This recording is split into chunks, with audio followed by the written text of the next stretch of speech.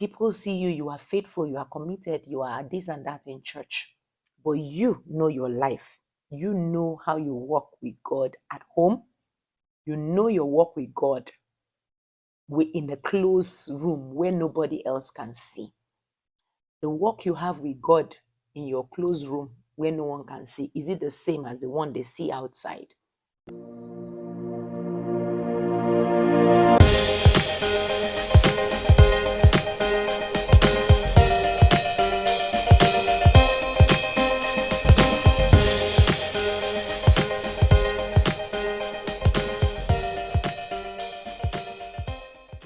Good morning. Welcome to Bible Before Phone with Favour Iniama.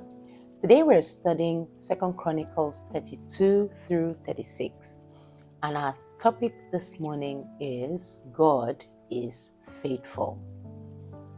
We're going to be reading 2 Chronicles 34.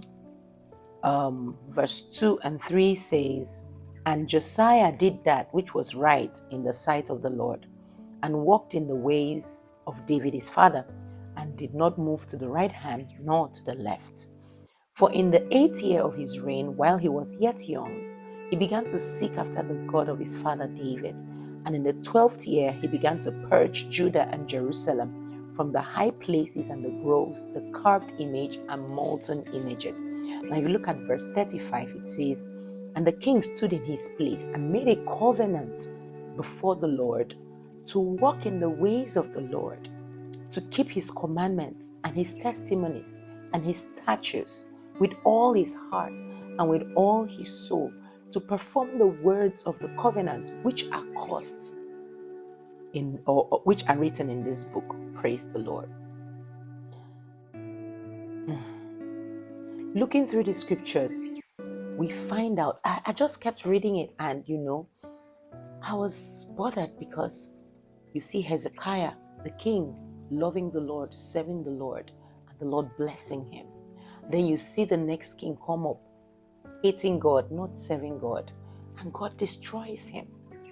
You see Manasseh coming up, and he hates the Lord, and he walks against the Lord, and the Lord punishes him and makes him to suffer, and he is struck, in his health is struck, and then he comes back to God.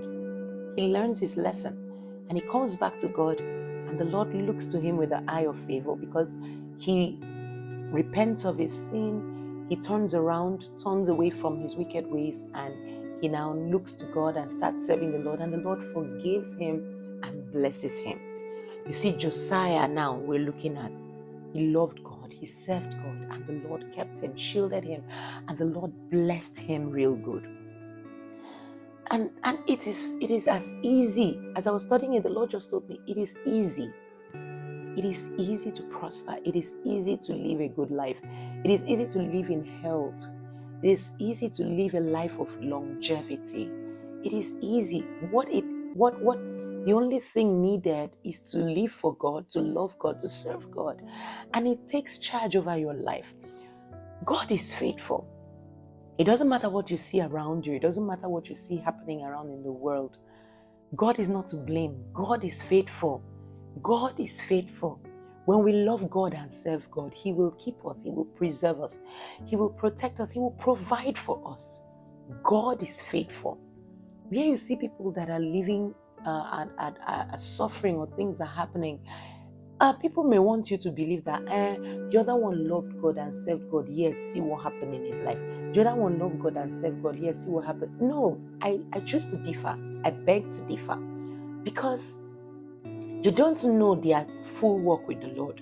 You don't know their total walk with the Lord, their complete walk with the Lord. You don't know. So focus on yourself. Love God, serve God, seek God. And the people around you that you can gather to love God, serve God, seek God, maybe your family members, your friends, your loved ones, you could convince them, preach to them, they love God, they seek God, they serve God. God is faithful. God does not fall hand, child of God. God does not fall hand. God does not fall hand. I don't live my life based on what is happening to others. I know my walk with God. I know my covenant with the Lord. I know what He said to me in His word. And what He says is true. He says, with long life will I satisfy you, and great shall be your peace. You shall not be cut off before your time, as long as you love the Lord and seek Him. He says, I will provide for you. I will cause you to prosper and be in health, even as your soul prospers. I won't leave anything less than that, as long as I love God and serve Him. See, God is faithful, child of God. There's a movie I watched a long time ago. I think it's the Mount Zion movies. And there was this girl that was a music minister. She loved God, she served God, and there was this prophecy over her life that God would take her to the nations of the world, the kingdoms of the world, and that she was going to be used massively of God. And God kept doing this in her life. And she got engaged to also a leader, a Sunday school leader in their church. And they were in this relationship and they were doing amazing. Until one day they met together and they fell into the sin of immorality. And they slept together. Meanwhile, they were not married. So they sinned against God. And she went back crying and weeping and confessing her sins to the Lord and telling God she was sorry. He also did the same thing. And they decided to move on. But as along the way, she found out she was pregnant. And when she told the young man, he was like, we can't keep this pregnancy. She was like, what will they say? What will people say? What will people say in the church? And so they now decided to go abort the baby. And as they planned to do it the next day in another city where they were not, they were in Abuja, and they moved into another city so that nobody would know her and know him there. And the night before the abortion, the angel of the Lord appeared to her and told her, don't do that. Don't kill the baby. Don't terminate that pregnancy. Don't do it. You do it, your life is at stake. She saw it and she tried to fight it, and they went through with this abortion. And on the table of the abortion, they did not know that where they went to was the house of a native doctor. It was a doctor that was indulged in things, juju and all of that. And when he did that, performed that on her, he did a sacrifice in his inner chamber to his gods. And that's how she left there, became weak, bled to death. And she was on the hospital bed, lying down before she died. She was there. The pastor came, of course. They were praying, they were crying, and the pastor was like, God, you are faithful. This girl has been faithful to you. She has loved you with her life. She has served you with her life. She has done this and done that. As soon as he said that, the girl told everybody to excuse her and her pastor. And she told Pastor, she said, Pastor, God is faithful. God is faithful. God has been faithful and will always remain faithful. This is what I did. I sinned against God. And I went ahead to sin again by taking a life. God is faithful. It is man that is unfaithful. The pastor wept. And as she confessed her sin, yes, she died, but she went to be with the Lord. Why am I bringing this story?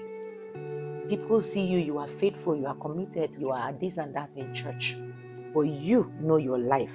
You know how you walk with God at home.